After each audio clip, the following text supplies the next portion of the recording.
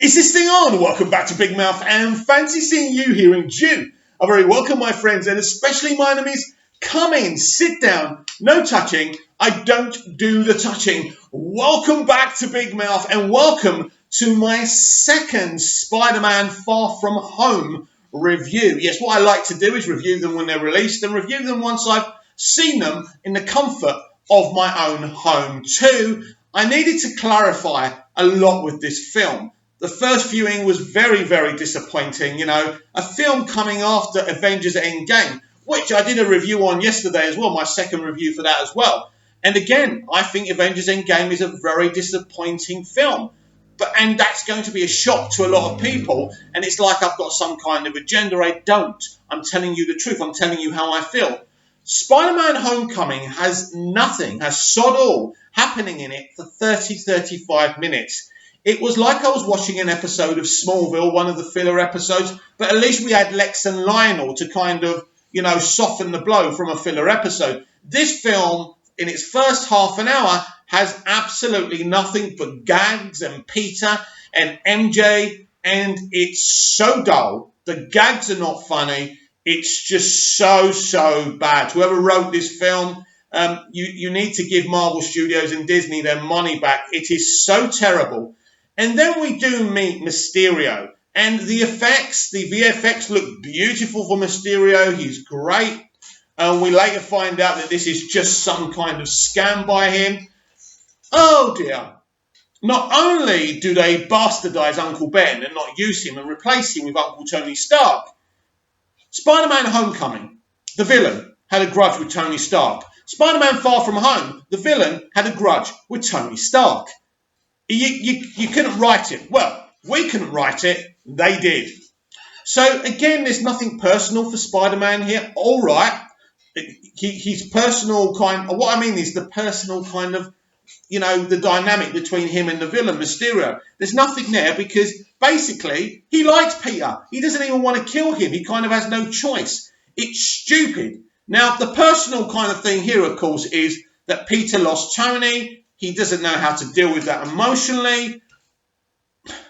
It doesn't work. It doesn't work. And let's get this straight now. The Peter tingle. Why did they replace Spidey senses? Why? Spidey sense is awesome. It's a great term. Why did you bastardize that? What is wrong with you? Spider-Man, they should be making the best Spider-Man films ever. They've got the money, they've got the stage, they've got the audience on their side. But instead of doing that, they made a film that was empty, made no sense, and boring. This is a very boring Spider-Man film.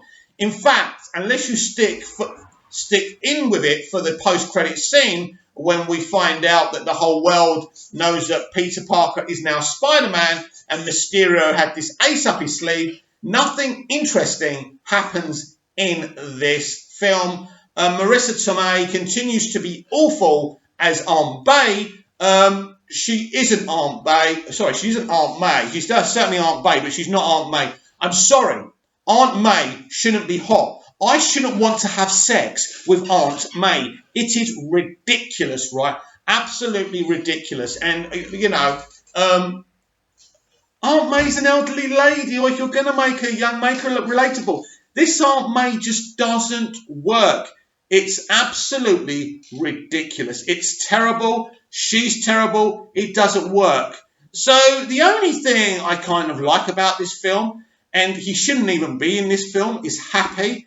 I think Happy is a good character in it.